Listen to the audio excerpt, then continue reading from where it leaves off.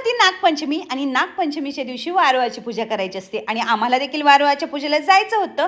पण त्याच्या अगोदर सकाळी लवकर उठून घरातली देवपूजा केली होती.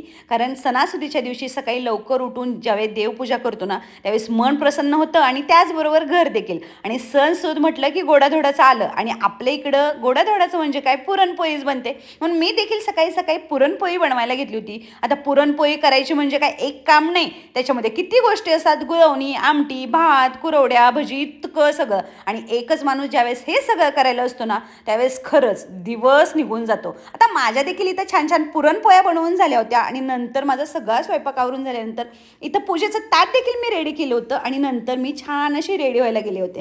कसा लुक वाटतोय हे जरा मला कमेंट करून सांगा. आणि त्याच्यानंतर आम्ही गेलो होतो वारूळाला. तिथं गेल्यावर एवढी छान नागदेवतेची मूर्ती होती आणि वारूळसुद्धा एवढं सुंदर आणि गर्दी पण एवढी झाली होती. खूप छान छान आम्ही खेळ खेळलोय आणि या सगळ्या खेळांची, या सगळ्या मजा मस्तीची मी एक लॉंग व्हिडिओ देखील टाकला आहे बरं का. त्यामुळे तो देखील चेकआउट करा, कारण खूप मजा केलेली आहे. चला भेटूया आता नेक्स्ट